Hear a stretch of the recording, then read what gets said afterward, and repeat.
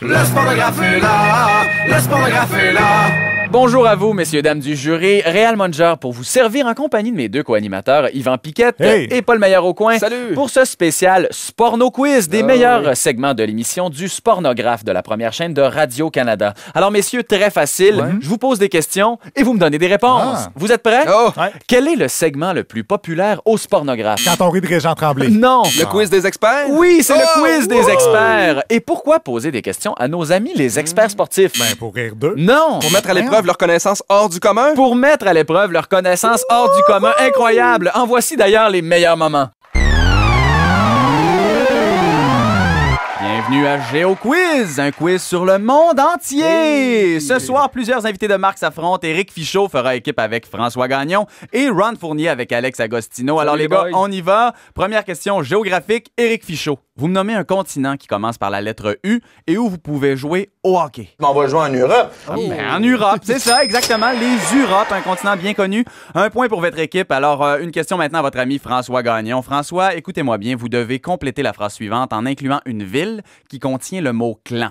Alors, j'y vais. Le quart arrière des... Le quart arrière étoile des Falcons d'Atlanta. Ben, c'est exactement ça. Atlanta, comme la guerre des clans. Bonne réponse. Passons maintenant à notre autre duo. Alex Agostino, c'est à vous. On cherche un État américain dont le nom contient four, le mot four, et qui pourrait disparaître dans un tremblement de terre. C'est à vous. La Californie. C'est exactement ça. La Californie, four. Ben oui, bravo, Alex. Une question maintenant à notre dernier concurrent, Ron Fournier. Ronald, nommez-moi un pays dont la première lettre est un K, dont la dernière syllabe est stan et qui a fait partie de l'Union soviétique. C'est facile, allez. Ah non, une autre chance, Ronald. Non, Ron, c'est pas ça pantoute. On cherchait plutôt Kazakhstan, mais vous n'étiez quand même pas loin. Ben, les gagnants, c'est clair, c'est l'équipe d'Éric Fichaud et de François Gagnon. Bravo! Ben, Ron. Non. Là, Paul, allez chercher des Kleenex. OK, parfait. Ben, Ron. Mais Ron, Bienvenue à notre fameux jeu questionnaire Qui veut devenir un sénateur ou Wants to be a senator?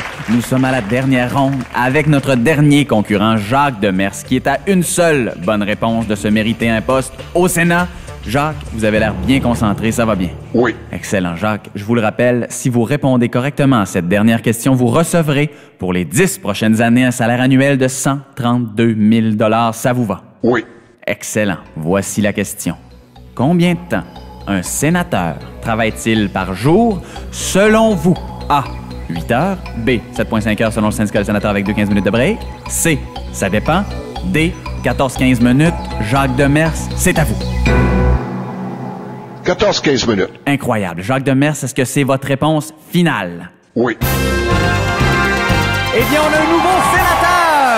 Tabarouette. Jacques Demers, vous allez maintenant devenir un sénateur. C'est incroyable. Est-ce que vous avez un petit mot pour vos futurs collègues? Le party est fini. Faites-moi confiance à ce niveau-là. Oh, pelay, ça va brasser. Écoutez, félicitations, Jacques Demers. Félicitations. En terminant, une dernière question pour vous. Jacques Demers, sénateur à Ottawa, vous expliquez ça comment? À un certain moment, l'ascenseur te revient. Ah, ben c'est comme ça. Je vous remercie beaucoup, Jacques. Félicitations encore et rendez-vous la semaine prochaine pour un autre qui veut devenir un sénateur ou wants to be a senator.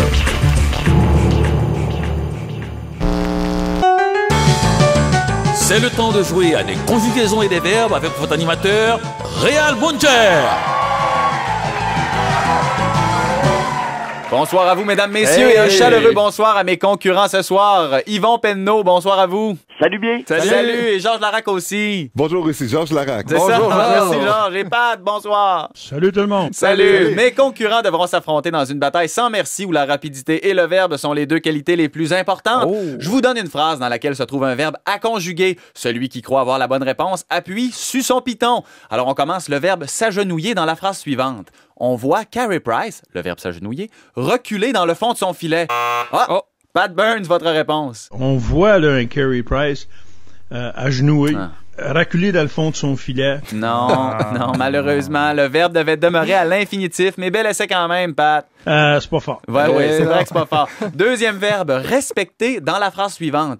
Ils prennent un engagement qu'ils doivent...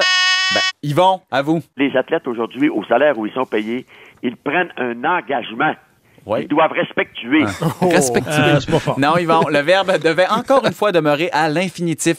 C'était 2 faciles pourtant, les gars. Et en plus, vous perdez 5 points là-dessus, Ben Yvon, oui, parce ben que j'avais oui. pas terminé ma question. Alors, dernier essai pour déterminer un gagnant, enfin. Le verbe pouvoir. Et là, je vous le dis, le verbe ne restera pas à l'infinitif. Alors, dans la phrase suivante, j'ai joué avec une blessure toute l'année. J'ai fait ce que j'ai... Mais Georges! J'ai dealé avec une blessure pendant toute l'année. J'ai donné ce que j'ai pu quand même. Ah, Seigneur. Non, Georges, ce que j'ai pu qu'on dit, ce que j'ai pu. C'est une facile en plus, 2 lettres. Et un moins 5 points en plus pour l'utilisation de l'anglicisme dealer. Aucun gagnant, mais un moins pire quand même. Et c'est notre ami Pat Burns. Merci, Pat. Et merci à vous tous. On se reprend la prochaine fois pour un autre des conjugaisons et des verbes.